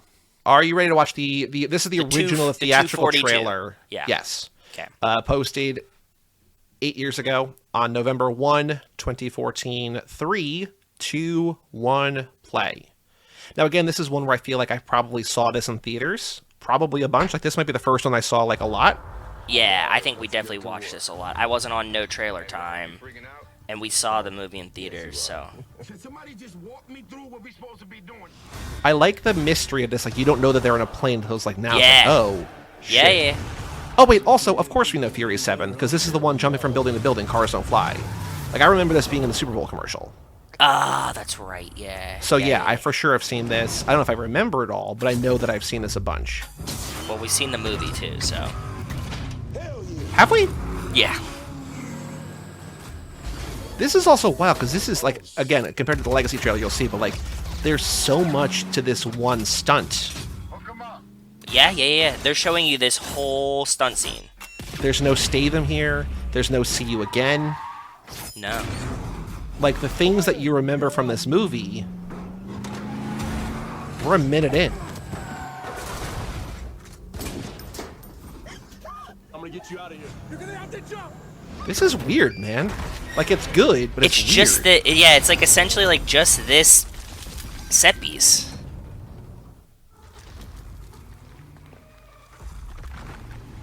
Okay, bus over the thing, Brian runs up it, yeah. Oh my god, is he gonna make it? It's a very... I remember that part being in the trailer. So we're a minute 30 into a 2:40 trailer, and we're now getting to like what the movie's actually about. Okay, Han blows up, Statham shows up. They're back in LA. There's Hobbs. We're being hunted. One last ride. Get low when the whistle go. Now we talk.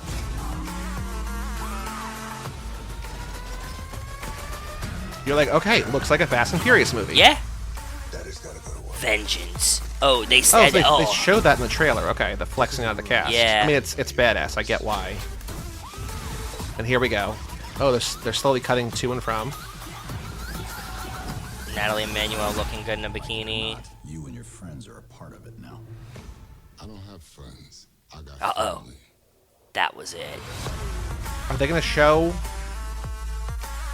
the buildings? Maybe that was only in the Super Bowl version. Okay, so they don't show the building. Okay, so that's a trailer, Okay. Now, Fury 7 Legacy trailer posted this week.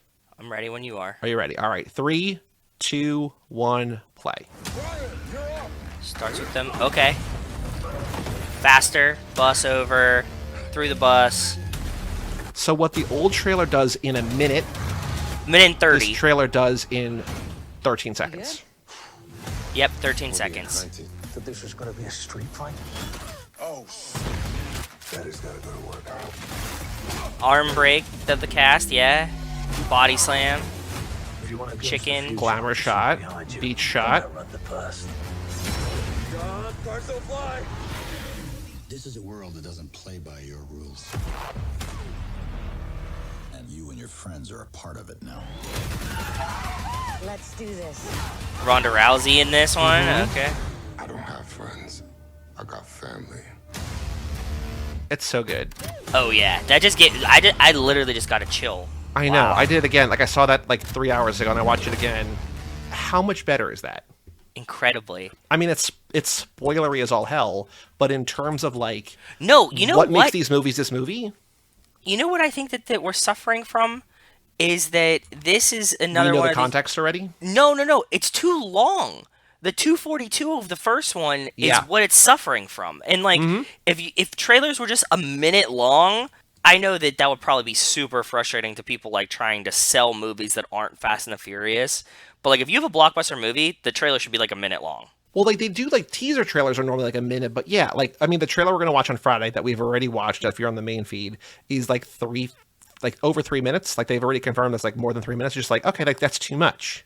Yeah, like the extended trailers, like those really are like, God damn, why do I want a 4-minute section of this movie? We've talked about this before too, but well, the other thing, so like the upside to this, right? Like so instead of doing 25 minutes of trailers where you spoil the shit out of like 12 movies or 10 movies or whatever, you do 12 minutes, 12 movies.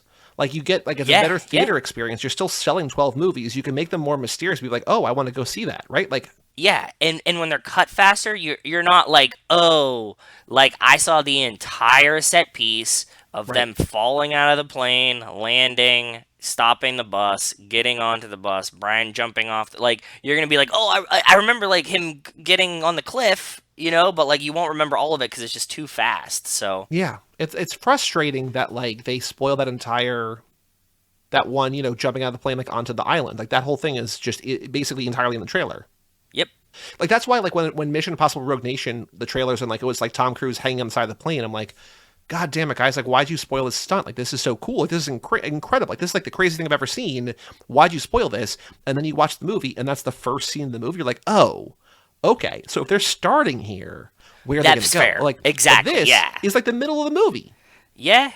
It's definitely not the beginning. That's for sure. But yeah, you and Rachel tonight should spend like 8 minutes and watch the 8 things because like, they're all really cool. Like the better movies are like better. Like the Too Fast, I'm just like, okay, it's better than the Too Fast trailer, but I'm like, all right. But like the Tokyo Drift one's incredible. This one's great. So check it out. I'm down. And again, we said it before, but if you're out there, you have not watched the Legacy trailers. They're all on YouTube. They're all on Vin's Instagram. The final thing to do before we pack it up and come back on Friday or, you know, whenever for the trailer is the Too Fast, Too Furious minute 82. Ooh.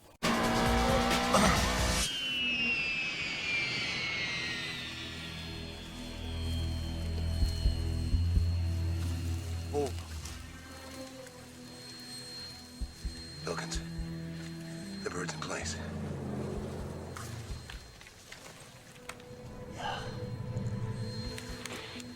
We got Veron's navigator. All right, money's in transit. Sit tight.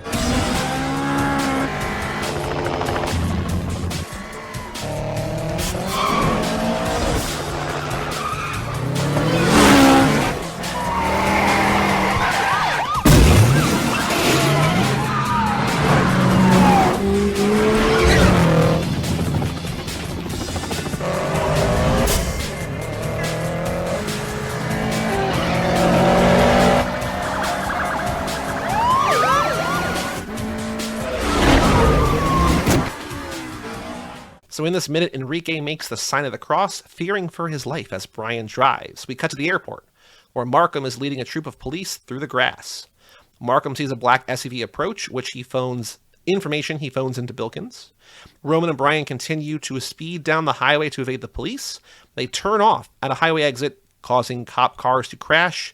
As they speed ahead, they make another turn as the minute ends. And Joe, I was so excited that we were off the highway, and then all of a sudden we're back on the highway, and then we're off the highway again. But I was like, Not necessarily the best, like you said. We're still kind of on the highway, but we're getting there. We're near the end of this. I feel like you shine when they're making turns, and they make 2 turns in this minute. Oh, the Joe turn theory for the minute. All right, that's the name of the minute. The Joe Turn Theory. The Joe Turn Theory. That's a good band name. The Joe Turn Theory. So what did you find? Because like in terms of the stuff I find, we see the strike team. There's the song. It's the same song. It comes back. Whatever. Markham is the only one of like the 9 or more cops that is in short sleeves. Just like here's the one to pay attention to. But like there's 2 lines of dialogue. Markham and Bilkins. Like there's nothing here of note for me. But you got a bunch of stuff. So what did you find here? What's interesting of note in minute 82? One of the coolest things is the plane from the tail feather, the tail number. So I found the plane. The gun Markham had, a bunch of signs, the quick shot when he has like the binoculars on. But my favorite thing, which was something that you pointed out, I have 2 like main things. First one, found the runway that they're at. Okay. I put it in the notable moments trivia part. This is like a training runway. So other things in movies have been like shot there. It's like a good runway for a situation like this, right? So found it on Google Maps. You can kind of read about that too. It's called the Dade Collier Training and Transition Center. Ooh. But my favorite thing that I found, which was a piece of something that you had already put in the document, was I found the Golden Corral. It's still there? Yeah, I think it is, because I looked at like the last landmark I had where the exit was, like in the outlets, and it's like right there. So I don't know. I can't confirm that it's actually like off the exit. Well, so the main picture here does not look the same, but the third picture down looks like the same kind of sign. So I mean that's probably like what they had everywhere, but like they definitely updated it.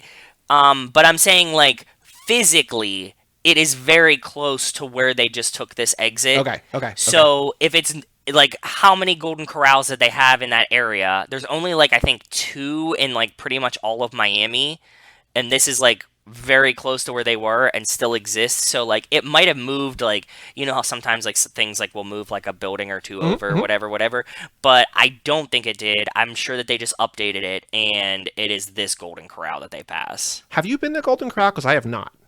No, I have not been to a Golden Corral. It's funny because they're a buffet, so like just scrolling through the pictures, and there's just one person who just did a picture of like an entire plate of desserts, and I'm just like, oh god, it looks amazing, but it's also like, you don't need this many desserts. Whoever this is, dude. You don't need a cookie and a brownie and apple pie and ice cream and other cookies and other desserts. So in Pittsburgh, we had 2 different versions, which I think are very similar to Golden Corral and like Sizzler.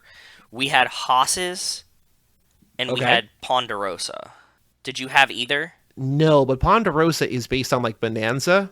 Ponderosa was also like movie and stuff like this. Well, yeah, I mean the Ponderosa Ranch is like what the TV show Bonanza, like that's where it was set. Yeah, this whole podcast, how they it's the whole thing. But yes, okay, I know about that, but I've never been to. I think the only buffets I've really been to are like in Vegas. Yeah, these specifically, from what it looks like, I'm not sure. Golden Corral fans, you can correct me, but I think that these are these places like, at least in Haas's and Ponderosa, you would come in and you would order a steak, right? It wasn't like a great steak or a great steakhouse, and you would order it at a counter, like what would be, at least again, Haas's, Ponderosa. You'd walk in, there was like a line. You would like order a steak from the board that's like above them, and it's like pretty much like a fast food kid that's like ringing you out. You know, pick your size, cook, whatever. And then you would like go behind him, they would seat you, give you a number, start cooking your steaks, and you would have a giant buffet that would be like, you know, I think you maybe had to add, it was like, it comes with a steak, or like costs $6 without a steak, whatever, or like you add it for $2, whatever.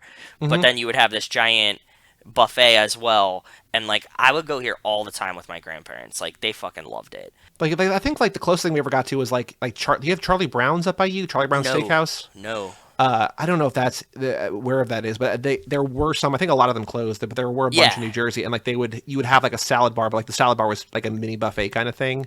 Also, I feel like I talked about like forever ago on this show, but like the Wendy's that was near-ish me growing up had like a salad bar that was also a taco bar, which is also a dessert bar, and like that was the best. Like I had Wendy's so many times without ever having like a burger or fries. The fucking Pizza Hut buffet bar Still, I wish I had that to this day. I didn't really do Pizza Hut. We just had we grew up with real pizza. No offense to Pizza Hut, so we never really did. No, Pittsburgh had real fast pizza food. too, but I know, like but I we said, didn't. Yeah, we didn't really do. Just like our family just didn't do that. dude, the Pizza Hut buffet though, like it's exactly what you would imagine. I guess like now you have like CC's. I've never been to a CC's, but that's kind of the same deal. I But always you would wanted to go just, to CC's, but I never went to a CC's. yeah, you would just like you pay, and then they would bring out like whatever the fuck they were making back there. And you'd get like a pan sausage and mushroom, or you would get like a thin crust pepperoni, and they would always have like a cheese and a whatever. But like, Right. and then they also had dessert pizzas too. Mm-hmm. Oh, so fucking good. So I looked up Golden Corral. There's one in New Jersey that's temporarily closed, and then there's one in Bensalem, Pennsylvania, and then there's one in the Bronx. So like, I'm not going to the Bronx for Golden Corral. If I make it to New York City, I need to reserve my food. Like I need For real food. not necessarily real food, but just like food. Like I have so many things that like I crave when I go there, or Yeah. like interesting things you could get that like Gotta go get there free hot dogs. Yeah, yeah, yeah. But I mean, like like if I go to the city and I'm like not hitting Katz's Deli, but like I'm at Golden Corral and be like, what the fuck am I doing, right? Right. Like, Yeah. Well, like my sister used to love going to the city and like going to Olive Garden. My parents were like, "Why?" She's like, "That's where I want to go." So like, she went to Olive Garden. I mean, she's the Times Square developed her palate, but yeah, I think so. But like for like 4 or 5 times in a row, they would only go because that's Do the you only place remember she the would eat. Vice article about this? Did I talk to you about this? I sent you the Gawker article about Fridays on Endless Apps. Are you talking about that? I You're talking love about something that. different. Yeah, this something is different. There's a Vice article about Olive Garden in Times Square was selling like $800 all you could eat Olive Garden tickets for like New Year's Eve. Whoa. Okay. They had like a DJ. They like walked you out to like see the ball drop and stuff like this. The article is just wild. I highly recommend it. It's on par with the Gawker all you can eat appetizers one. Okay. It's just like one of these things. Like it's like a person who's like early 20s being like, I went to the Olive Garden New Year's Eve party. This is what the fuck I saw, and there's pictures. I paid $400 to eat Yes. Olive Garden in Times Square on New Year's, and then the flavor text is, yes, there were breadsticks. This was posted 5 years ago. Okay, I'll read this tonight. Everything that you imagine happening at the Olive Garden New Year's Eve party did and didn't, right? Like, and then beyond that, you're like, Sure. whoa. So, Yeah. okay. Long tangents. Golden Corral in the minute.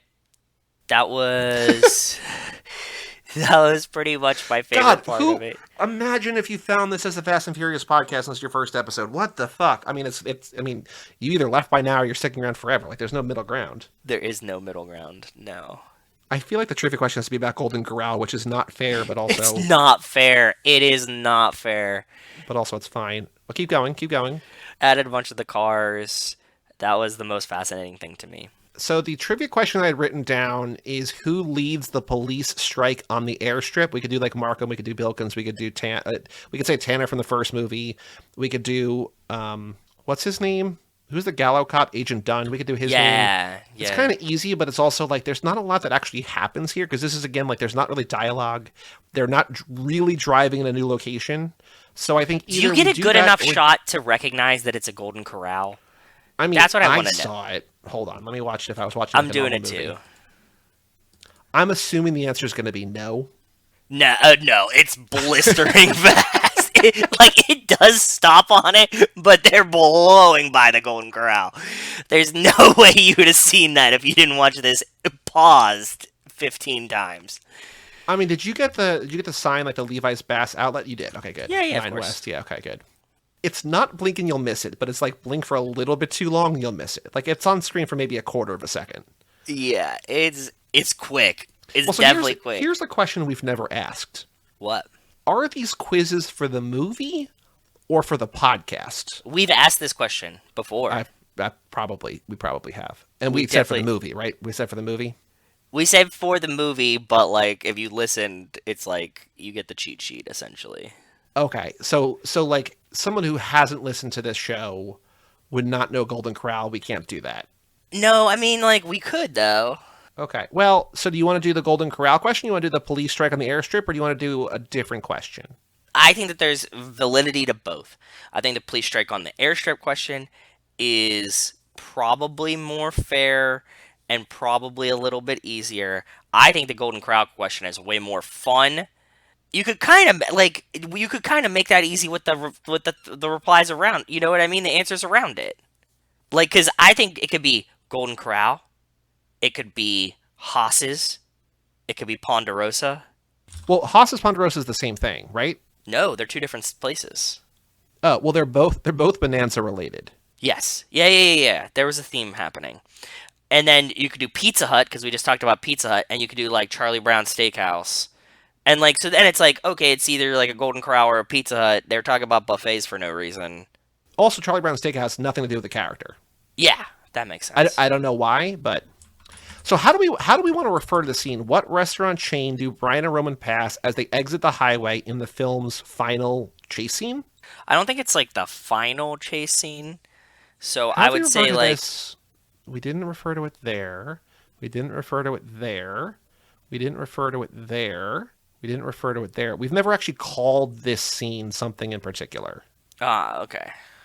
Like the helicopter chase, because I think that's kind of distinct, right? What restaurant chain do Brian and Roman pass as they exit the highway as they attempt to evade police cars and helicopters? That's fair. And then knowing the minute timing of it, that's like a good context, I think. This is such a dumb minute to have two questions, but also, one is it's either going to be the easiest or the hardest, depending on if you listen to this episode or not. This is a really dumb minute to have two questions, but I do think it's fun. I think it's fun to have the Golden Corral one. Well, like the first question, who leads the police strike? It's never going to be done. Tanner's not in this movie, and it's probably not going to be Bilkins. So that's like a free question. Yeah, that's what I said. Yeah. Like, you just fucked that up yourself. Like, that should be a gimme. I was looking at the first question in the quiz, and I didn't know the answer. Like, whenever we eventually retake this, I'm going to fail so hard. Okay. My boss teaches at a school one class a semester, and so the guy who hired him is also a teacher, and I sent him because I was putting together another quiz. I'm like, do you want to see my my high point, my pinnacle, my best? And he's like, I want to get his exact wording. He was like, holy shit, hold on. And then somebody at his school also did a Fast and Furious podcast. And he's like, it kind of sucks. I'm just like, okay. Oh, okay. Yeah. I said, if you want to see my magnum opus, he said, wow. He said, there are two profs here that do something like this. They did a thing called Critical and Curious. He said, the early ones are all about F&F, but I think they suck. I hope yours was good. He said, that is a serious quiz. It's a serious quiz. It's incredibly hard. We made it. We can only get like a 70 on it. And he said, oof. I think my highest score was like around 90%. That was when you took it the second time. Like within like a month or something. It was like there was a back-to-back. I haven't taken the first quiz in forever too. I'm really excited that when we do the second, we should take like the first quiz again when we finish. Every time we take the quiz, we should take all the quizzes. You think? Yeah. Especially now that we do one every 3 weeks, it's gonna be. Oh yeah. Let's see here. Responses, the high score. So you. Yeah, I took it again after I had it memorized and I got a perfect score. Let's see. I know. That doesn't really count. Sure. Dix at Dix.com. You got 93 out of 113. And I got an 84. When we took it, I think, in that bonus episode, you got a 93 and I got an 84. Yeah. That was the only time you actually took the full quiz. Is it really? That's really high. That's pretty funny. Yeah, you got an 80. That's an 83%. And mine is That's a 74%. Yeah. See, okay. I remembered 90 questions right. Okay. Ben Milliman got a 92 or 92 right. Nick Burris got a 94 or 94 right. Those are the high watermarks. But yeah, man, it's brutally difficult. And I think the second one's harder. Yeah, I think it's gonna be much harder because I'm not as familiar with the movie. I mean, granted, we do watch it 1 minute at a time, 16, 20 times at a time, but it's still but it's all in one ear, out the other ear, right? I don't retain any of this. And what were we super giggly and bonered about one day does not mean that I remember that part of the movie, right? So Golden Corral, I'll be like, what the fuck? I don't know what the pass. I think we're gonna remember Golden Corral, or we might not. I don't know. Who knows? Yeah. Anything else to say about the minute? No, I think that's it. Also, I like that Golden Corral, Haas's, and Ponderosa are all rodeo theme. Yeah. Right? Sure.